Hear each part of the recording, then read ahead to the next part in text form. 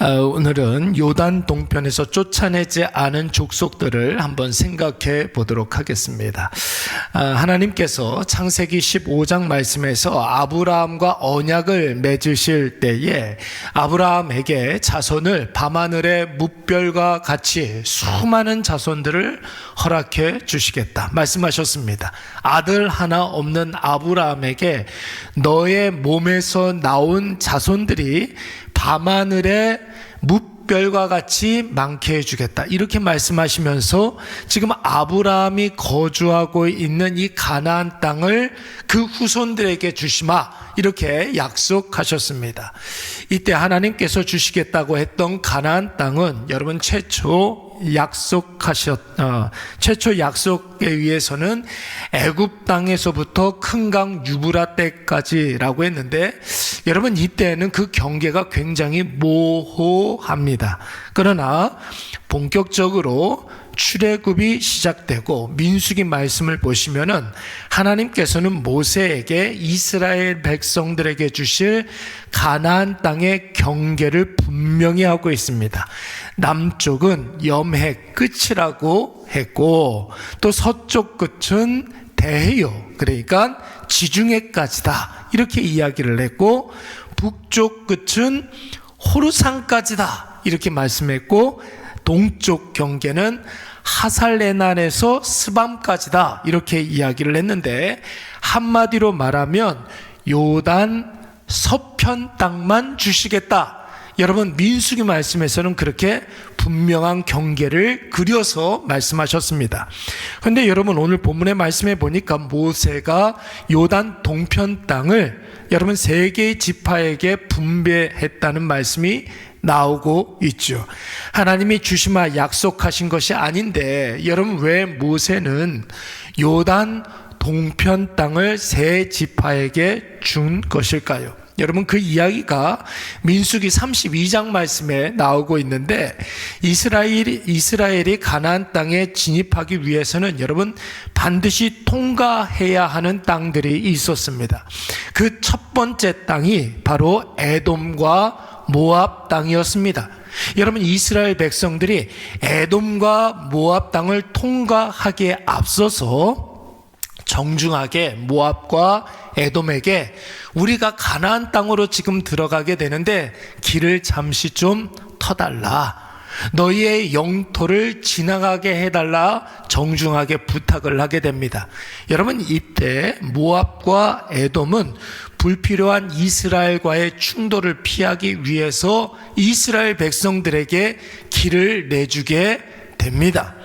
여러분 그 다음으로는 암몬 지경을 통과해야 하는데 이스라엘이 여러분 이번에도 정중하게 암몬 족속의 부족들에게 길을 내어달라고 요청을 했는데 그때 암몬 족속의 가장 중요하고 큰 부족이라고 할 수 있는 헤스본 족속과 바산 족속이 이를 완강하게 반대하게 됩니다. 여러분 그래서 어쩔 수 없이 전쟁이 벌어지게 되는데 하나님은 이 전쟁에서 이스라엘 앞서 행하심으로 말미암아 헤스본 왕 시온과 바산 왕 옥에 대해서 무찔러 주시고 여러분 그 암몬 지경의 땅을 이스라엘 백성들이 점령하게 된 것입니다. 여러분 이때 이스라엘의 12개의 지파 중에 3개의 지파가 이 요단 땅을 이렇게 보니까 너무 마음에 드는 거예요. 이스라엘 백성들의 여러분 주요 산업이 무엇이었습니까? 가나안 40년 동안 뭐 했어요? 목축업을 했단 말이에요. 근데 이스라엘 백성들이 가만히 이렇게 생각을 해보니까 이 헤스본 왕과 그리고 바산 왕의 땅이 너무나 목축업하는데 최적화된 땅이라고 판단이 들었습니다. 그래서 이 3개의 지파가 다른 지파들보다 먼저 이 땅을 선점해야겠다 이렇게 생각하고 당시의 지도자였던 모세에게 이 요단 동편 땅을 우리에게 좀 주십시오, 먼저 선 배정을 좀 해주십시오 이렇게 이야기를 했습니다. 여러분 이때 이 지파 3개의 지파가 어느 지파였습니까? 루벤 지파와 갓 지파와 므낫세 반지파였습니다. 저는 어렸을 적에 므낫세 반지파가 뭔가 했어요. 므낫세 반지파가 다른 지파 이름이 있나 이렇게 생각했는데, 므낫세 전체의 지파 중에 하프 2분의 1 지파가 이 땅을 달라고 했던 것입니다. 여러분, 그 당시에 이스라엘의 상황은 어떻습니까? 이스라엘 모든 백성들이 하나로 똘똘 뭉쳐가지고 속히 가나안 땅에 진입해서 하나님이 이루고자 하시는 그 모든 일에 집중하고 하나님의 말씀에 철저히 온 이스라엘 백성들이 집중하여서 순종해야 하는 그런 상황이었어요. 그런데 이런 상황에서 세 개의 지파가 지금 일탈 행위를 하고 있는 것입니다. 우리는 먼저 이 동편 땅을 차지하고 가나안 본토로 들어가지 않겠다라는 것이에요. 여러분, 모세와 이스라엘 다른 백성들 입장에서 보면 얼마나 황당한 이야기입니까? 하나가 되어서 가나안 정복에 집중해도, 가나안 전쟁을 수행해도 여러분 될까 말까인데, 이스라엘 주요 세 개의 지파가 지금 빠진다고 하니까 여러분, 이 얼마나 답답한 노릇이에요. 이때 여러분, 모세가 세 개의 지파의 지도자들을 모아놓고 한 가지 제안을 하게 됩니다. 주겠다는 거예요. 이 세 개의 땅을 주마, 이렇게 약속을 했습니다. 이 세 개의 땅을 너희들에게 줄 터니까 특별히 너희 지파의 여자들과 아이들은 이 요단 동편 땅에 짐을 풀고 먼저 정착을 하라고 그랬습니다. 단 세 개 지파의 남자들은, 그러니까 군사력을 쓸 수 있는 남자들은 가나안 본토 전쟁에 참전해야 하는데, 그냥 참전하는 것이 아니라 최선봉에 나서라는 것입니다. 누구보다도 앞서 나가서 누구보다도 적극적으로 싸워야 할 것이며, 이 전쟁이 완전히 마무리될 때까지, 그만할 때까지 가장 치열하게 헌신해야 된다고 이야기를 했어요. 여러분, 모세의 이 협상안을 이 세 개의 지파 지도자들이 받아들이게 됩니다. 그리고 자신들의 가솔들을 요단 동편에 두고 이스라엘 본진과 함께, 아니 본진 앞서 최선봉의 앞섬으로 가나안 전쟁을 훌륭하게 치렀고, 또한 전쟁이 지금 다 끝난 지금의 이 현재 상황에서 요단 동편을 완전히 확정짓게 되는 것입니다. 그런데 여러분, 오늘 본문의 말씀 13절 말씀에 보니까 요단 동편에 쫓아내지 못한 두 개의 부족이 보이게 됩니다. 여러분, 그 두 부족이 바로 그술 족속과 마가 족속이었어요. 여러분, 성경의 전개가 이렇게 완전하지 못한 상태로 지금 이렇게 전개되고 있다는 것은 나름대로 이유가 있는 것입니다. 요단 동편에 이스라엘이 쫓아내지 못한 두 개의 부족, 이것은 이스라엘 세 개의 지파가 공동체의 하나됨을 깨고 자신들의 욕심을 앞세운 것에 대한 하나님의 징계였어요. 징계였습니다. 공동체의 하나됨을 깨는 것이 이렇게 중대한 죄입니다. 열심히 했어도 그 죄에 대해서는 하나님께서 반드시 징계하신다라는 것이죠.